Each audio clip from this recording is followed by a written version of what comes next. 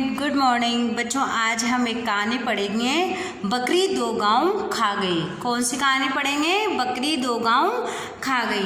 अब आप देखो, ये जो कहानी है वो लिखी है हरि कृष्ण देव सरे ने। इसके लेखक कौन है? हरि कृष्ण देव सरे।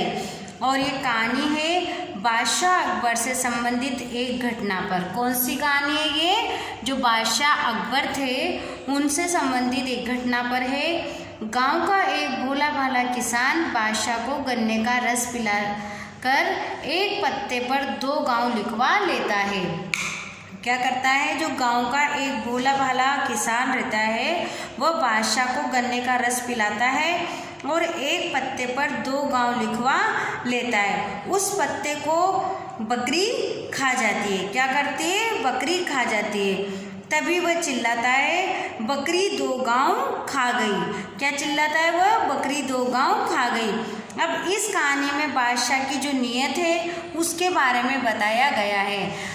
अब आपने पूरी कहानी का सार समझ गए आप कि जो एक गांव का एक व्यक्ति रहता है वह गन्ने का रस बादशाह को पिलाता है और एक पत्ते पर दो गांव लिखवा लेता है, पर उस पत्ते को क्या करते हैं? बकरी खा जाती है। इसलिए इस कहानी का नाम है कि बकरी दो गांव खा गई। अब क्या होता है और क्या गांव उसको मिलते हैं नहीं मिलते हैं, ये बादशाह की नीयत पर निर्धारित करता है। तो अब हम इस कहानी को पढ़ना शुरू करते हैं। हाय बकरी दो गांव खा गई। एक आदमी आगरा की सड़कों पर रोता चिल्लाता घूम रहा था। लोगों को ये सुनकर आश्चर्य हो रहा था कि भला बकरी गांव को कैसे खा सकती है।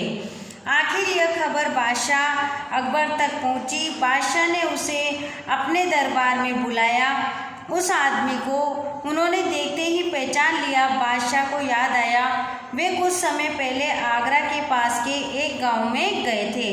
वे यात्रा से बहुत थक गए थे। उन्हें यह आदमी गन्ने के एक खेत में मिला था। उस समय बादशाह अकबर को बहुत प्यास लगी थी।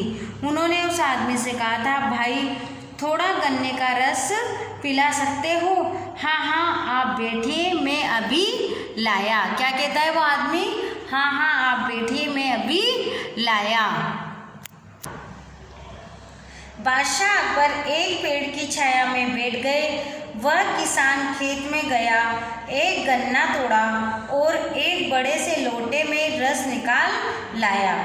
अकबर ने गन्ने का रस पिया तो बहुत खुश हुए। अरे वाह, ऐसा रस तो हमने पहले कभी नहीं पिया जी, और यह सिर्फ एक गन्ने का रस है। क्या कहते हैं वो? अकबर ने गन्ने का रस पिया तो बहुत खुश हुआ। अरे वाह, ऐसा रस तो हमने पहले कभी नहीं पिया जी, और यह सिर्फ एक गन्ने का रस है। अब इस कहानी को हम आगे पढ़ेंगे बच्चों। आप पेज टर्न करें, पेज नंबर 68। कमाल की बात है, यह हमारे बादशाह की नीयत का कमाल है जनाब। अगर उनकी नीयत ठीक न हो तो गन्ने में रस ही न निकले। क्या बात चल रही है उनकी? ये हमारे बादशाह की नीयत का कमाल है जनाब। अगर उनकी नीयत ठीक न हो तो गन्ने में रस ही न निकले। अच्छा, कितना लगान देते हो? जी लगान तो सिर्फ 1 रुपया ही देना पड़ता है। ये किसकी बात चल रही है? उन दोनों की बात चल रही है, बादशाह की और किसान की। सिर्फ 1 रुपया? बादशाह ने हैरान होकर पूछा। फिर वो सोचने लगे कि ऐसे रस वाले गन्ने के खेत पर तो काफ़ी रुपए लगान लगाना चाहिए। ठीक है, आगरा पहुँचते ही इसका लगान बढ़ा दूंगा। क्या कहते हैं वो कि इतने रस वाले गन्ने हैं, इनका तो मुझे ज़्यादा लगान लगाना चाहिए। इतने रस भरे गन्ने का तो मुझे लगान बढ़ा देना चाहिए। कुछ देर इधर उधर की बातें करने के बाद अकबर ने कहा, अच्छा भाई, चलने से पहले जरा एक लोटा गन्ने का रस और पिला दो। क्या कहते हैं वो कि एक लोटा गन्ने का रस मुझे और पिला दो। किसान लोटा लेकर चला गया। उसने एक गन्ना तोड़ा, लेकिन इस बार लोटा न भरा। फिर एक के बाद 3-4 गन्ने और तोड़े और उनका रस निकाला, फिर भी लोटा न भरा। अकबर इसका इंतजार कर रहे थे। अकबर किसका इंतजार कर रहे थे? गन्ने का रस का। तभी किसान मुंह लटकाए हुए आया और लोटा लोटा बादशाह की ओर बढ़ा दिया। लोटे में रस थोड़ा सा ही था। लोटे में क्या था? रस थोड़ा ही था। अरे क्या बात है, इतना कम रस लेकर आए हो? कौन कहता है बच्चों? बादशाह कहता है। कुछ नहीं हुजूर, लगता है बादशाह की नीयत बिगड़ गई है, ये उसी का असर है। और वो क्या कहता है कि कुछ नहीं हुजूर, लगता है बादशाह की नीयत बिगड़ गई है, ये उसी का असर है। और अकबर को लगा जैसे किसी ने उसे आसमान से ज़मीन पर पटक दिया। आदमी की नीयत में फ़र्क आने से क्या पेड़ पौधे पर भी असर पड़ता है? उन्हें लगा जैसे मामूली किसान एक बादशाह को इंसानियत का पाठ पढ़ा रहा हो। क्या बताया उसने? कि अगर किसी इंसान की नीयत खराब होती है तो क्या उसका असर पेड़ पौधों पर भी आता है। इस तरह की बात करके बादशाह को ऐसा लगा जैसे मुझे किसी ने आसमान से नीचे गिरा दिया हो और मेरी नीयत पर कोई पाठ पढ़ा रहा हो। जहाँ नीयत अच्छी होती है वहीं बरकत भी होती है, भंडार भरा रहता है। लालच और छोटापन आदमी को कभी सुखी नहीं बनाते। क्या बताया बच्चों? कि जो लालच रहता है वहाँ पर छोटापन होता है, और लालच और छोटापन कभी भी आदमी को सुखी नहीं बना सकता। जिसकी नीयत अच्छी नहीं रहती है उसकी बरकत भी नहीं होती, भंडार भी भरा नहीं रहता। अकबर ने कहा, भाई तुम जानते हो मैं कौन हूँ? किसान ने संशयपूर्ण बादशाह की ओर देखने लगा। उसने क्या कहा कि आप जानते हो कि मैं कौन हूँ? संशयपूर्ण यानी जैसे अनजान होते हैं ना, तो उस तरह से वो देखने लगा।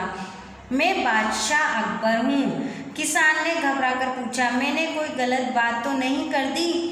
नहीं, तुमने मुझे यह बात सिखाई है जो बड़े बड़े विद्वान गुरु भी अपने शासकों को नहीं सिखा सकते। और बादशाह ने क्या कहा कि तुमने तो मुझे शिक्षा दी है, तुमने तो मुझे वह बात सिखा दी जो कि बड़े विद्वान और गुरु भी नहीं सिखा सकते। आज से तुम्हारे खेत का लगान बिल्कुल माफ़ किया। जाओ इस बार लोटा भरकर रस ले आओ। अब क्या कहते हैं बादशाह कि जाओ तुम अब इस बार लोटा भरकर रस लेकर आ जाओ।